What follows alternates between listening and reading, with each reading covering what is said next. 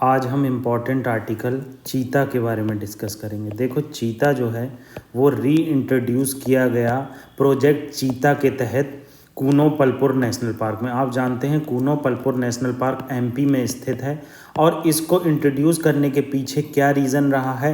1952 में हमारे यहाँ से चीता एक्सटिंक्ट हो गए, तो हमने अभी साउथ अफ्रीका एंड नमीबिया से कुछ चीता री इंट्रोड्यूस किए। तो हम चीता के बारे में देखेंगे, डीआरडीओ के बारे में देखेंगे कि डीआरडीओ में क्यों विजय राघवन कमेटी बनाई गई, के विजय राघवन कमेटी बनाई गई है डीआरडीओ में, तो इसका क्या रीज़न है, क्यों बनाई गई है। आप फ्रंट पेज का आप एक आर्टिकल देख लो, आज के द हिंदू फ्रंट पेज पर केवल एक ही आर्टिकल इम्पॉर्टेंट है।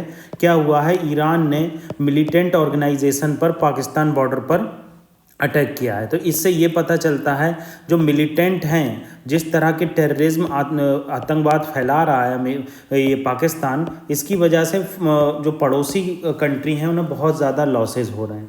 तो इस चीज़ को ध्यान में रखते हुए ईरान ने अभी रिसेंटली अटैक किया है। तो पहले हम चीता के बारे में देख लेते हैं कि चीता रीइंट्रोडक्शन प्रोजेक्ट कब स्टार्ट हुआ और क्या रीज़न था। देखो, चीता रीइंट्रोडक्शन प्रोजेक्ट गवर्नमेंट ने सैंक्शन किया इसे सितंबर 17, 2022 को। मतलब ये बहुत सालों से चला आ रहा है, बहुत सालों से इस पर हामी नहीं भर पा रही है due to financial reason, due to import export और ड्यू टू अदर कंट्री, क्योंकि नमीबिया भी नहीं चाहती है कि हम चीता या इनको सब इंट्रोड्यूस करें और वहाँ पर जाकर वो मौत हो जाए। देखो, चर्चा में क्यों है, चर्चा में आप इंडियन एक्सप्रेस में इस पर आर्टिकल देखोगे तो इंडियन एक्सप्रेस में आपको आर्टिकल देखने को मिलेगा रिसेंटली एक और चीता की डेथ हो गई।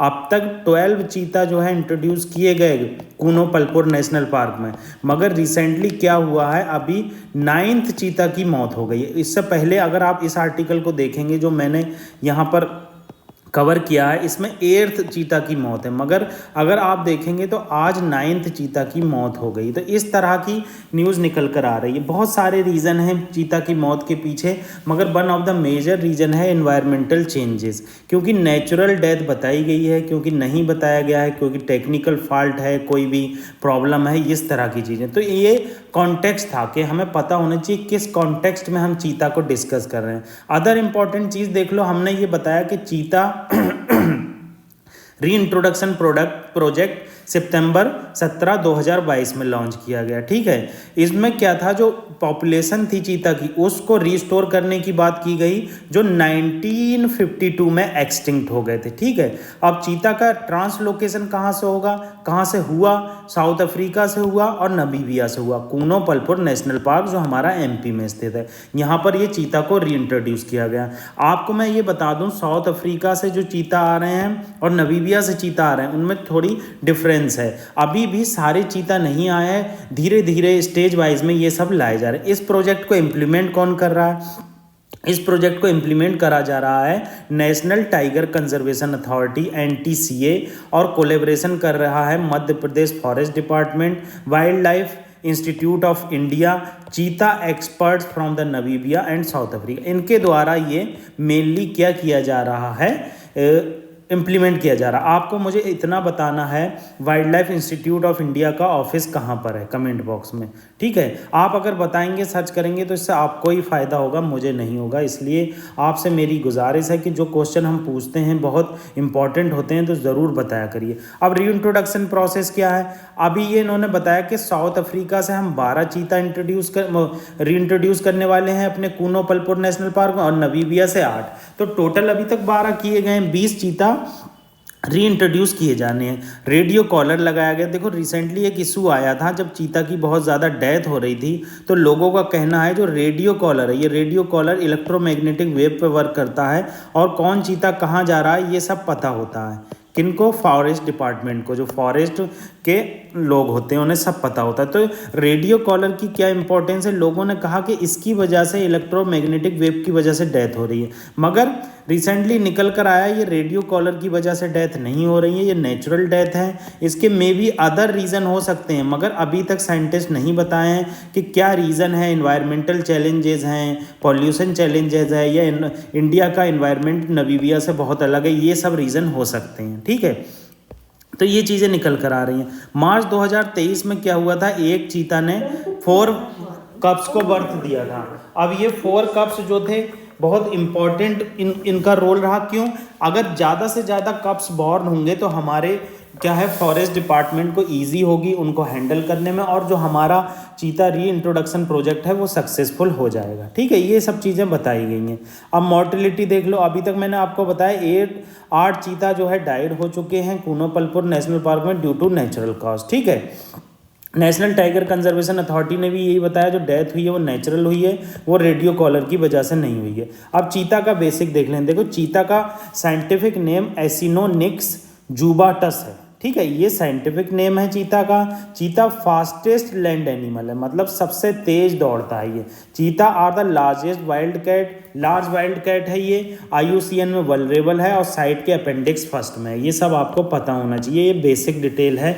अगर ये नहीं पता होगी तो दिक्कत हो जाएगी। ठीक है, तो ये चीज़ें यहाँ बताई गई हैं। अब हम बेसिक देख लेते हैं नेशनल टाइगर कंजर्वेशन अथॉरिटी। देखो, national tiger conservation authority stabilise की गई 2006 में। किस एक्ट के अंदर? वाइल्ड लाइफ प्रोटेक्शन एक्ट 1972 के अंदर 2005 के करीब इसे स्टेबलाइज किया गया और स्टार्ट करना वर्क किया इसने 2006 में। ये एक स्टेचुटरी बॉडी हो गई क्योंकि ये किसी एक्ट के थ्रू बनाई गई है। जब कोई बॉडी एक्ट के थ्रू बनाई जाती है उसे स्टेचुटरी स्टेटस प्राप्त हो जाता है। ठीक है, ministry of environment, forest and climate change इसकी मिनिस्ट्री है। हेडक्वार्टर इसका दिल्ली में है। ठीक है, और इसको नेशनल टाइगर कंजर्वेशन अथॉरिटी को जो हेड करता है वो union minister of environment, forest and climate change as its chairperson, वो इसके चेयरपर्सन होते हैं। ठीक है, अब आप नमीबिया की लोकेशन देख लो, क्योंकि साउथ अफ्रीका और नमीबिया से हम इंट्रोड्यूस कर रहे हैं और बहुत ज़्यादा न्यूज़ में आता है कि नमीबिया से इंट्रोड्यूस किए गए चीता में आज ये चहल पहल हुई। तो आपको प्लीज़ नमीबिया की लोकेशन पता होना चाहिए। आपको ये भी पता होना चाहिए ट्रॉपिक ऑफ कैंसर जो है नमीबिया के बीच से होकर जाती है। ट्रॉपिक ऑफ कैप्रिकॉन नमीबिया से बीच से होकर जाती है। आप नमीबिया का बॉर्डर देख लीजिए, किससे मिलता है? नॉर्थ में मिलता है अंगोला से और नॉर्थ ईस्ट में मिलता है जम्बिया से। जिम्बाब्वे से भी इसका कहीं ना कहीं बॉर्डर मिलता है, बोत्सवाना से और साउथ अफ्रीका से। तो इस तरह की चीज़ें हमें देखना चाहिए। हमने नेशनल टाइगर कंजर्वेशन अथॉरिटी का बेसिक देख लिया कि कौन इसे हेड करता है, और हमने नमीबिया की लोकेशन देख ली, साउथ अफ्रीका की लोकेशन देख ली, और हमने जाना कि चीता का IUCN में स्टेटस क्या है। तो ये इंपॉर्टेंट डिटेल थी जो हमने डिस्कस की। नेक्स्ट आर्टिकल DRDO से रिलेटेड है। देखो, ये भी इंडियन एक्सप्रेस में एक आर्टिकल आया। इंडियन एक्सप्रेस में एक आर्टिकल आया है DRDO से रिलेटेड के विजय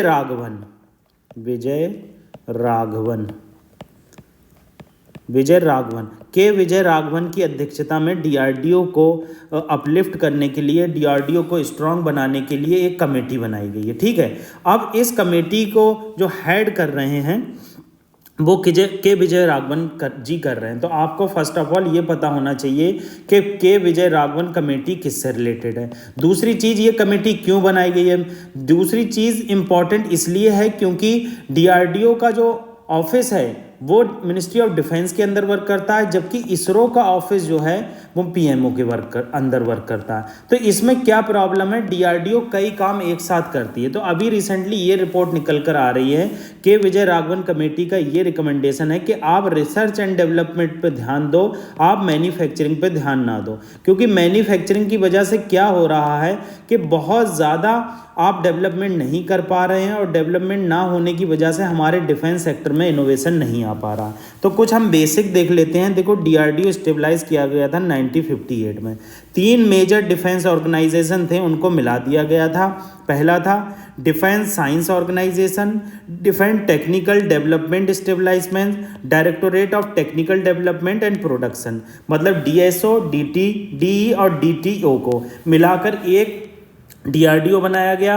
और इस DRDO के ने बहुत ज़्यादा डेवलपमेंट किया, जैसे surface to air missile launch की, बहुत ज़्यादा Nag missile, anti tank missile. मतलब DRDO की सफलता का इतना बड़ा श्रेय है कि हमारे इंडिया में डिफेंस सेक्टर बहुत ज़्यादा स्ट्रांग हुआ है। मगर क्या अभी रिसेंटली प्रॉब्लम आ रही है, प्रोजेक्ट में डिले देखने को मिल रहे हैं। देखो, आप अगर यहाँ देखोगे, project was discontinue without any success, मतलब बहुत सारे प्रोजेक्ट ऐसे हैं जो सक्सेसफुल नहीं हो चुके हैं क्योंकि वर्कलोड बहुत ज़्यादा ज़्यादा रहता है डीआरडीओ पे। One of the main reason ये है। अब डीआरडीओ के पास डिफरेंट लेबोरेटरी हैं, यही सब बताया, मगर हमारे लिए इंपॉर्टेंट क्या है, डीआरडीओ कब स्टेबलाइज हुआ, कौन कौन से ऑर्गेनाइजेशन को मिलाकर डीआरडीओ बनाया गया, ठीक है, और डीआरडीओ की जो कमेटी है के विजय राघवन किससे रिलेटेड है, क्यों इसे को बनाया गया, ये सब चीज़ें बेसिक थी। अगला आर्टिकल वर्ल्ड इकोनॉमिक फोरम के बारे में। देखो वर्ल्ड इकोनॉमिक फोरम का ये आर्टिकल है, इसमें क्या बताया गया है कि कैसे वर्ल्ड इकोनॉमिक फोरम जो है अपने स्ट्रॉन्ग कोलेब्रेशन करता है डिफरेंट कंट्री के साथ, डिफरेंट प्राइवेट ऑर्गेनाइजेशन के साथ, ताकि वर्ल्ड की इकोनॉमी में डेवलपमेंट आए, स्टेबिलिटी रहे और प्राइवेट ऑर्गेनाइजेशन को ज़्यादा से ज़्यादा मिले। हम इसको चर्चा यूँ कर रहे हैं, अभी रिसेंटली डेवॉस में इसका समिट होने वाला है, डेवॉस स्विट्जरलैंड में है और इसका समिट होने वाला। इसके समिट में बहुत सी चीज़ें ऐसी होंगी जिससे ये निकल कर आएगा कि वर्ल्ड की इकोनॉमी को कैसे ग्रो किया जा सके, ठीक है। तो वन ऑफ द इम्पॉर्टेंट चीज़ क्या है, वर्ल्ड इकोनॉमिक फोरम क्या है। वर्ल्ड इकोनॉमिक फोरम एक नॉन प्रॉफिट फाउंडेशन है, मतलब कोई भी प्रॉफिट बेस नहीं है, मतलब जो भी चीज़ ये पैसा मतलब जो भी पैसा इनके पास आता है वो वर्ल्ड की इकोनॉमी में कैसे डेवलपमेंट लाया जाए, कैसे पब्लिक प्राइवेट कॉपरेशन को ज़्यादा से ज़्यादा बढ़ाया जाए और इंटरनेशनल इंस्टीट्यूशन का बोलबाला हो। तो ये one of the important role है वर्ल्ड इकोनॉमिक फोरम का। दूसरी इंपॉर्टेंट चीज़ क्या है, वर्ल्ड इकोनॉमिक फोरम स्टेबलाइज किया गया 1971 में जिनेवा स्विट्जरलैंड में। इसका हर साल एक समिट होता है जिसे डेवॉस समिट के नाम से जाना जाता है। इसमें पब्लिक प्राइवेट पार्टनरशिप पर बल दिया जाता है, वर्ल्ड की इकोनॉमी कैसे डेवलप हो सकती है, ये सब चीज़ें की जाती हैं। देखो बताया, improving the state of world, engaging businessman, political, academic और global regional industrial agenda set किया जाता है।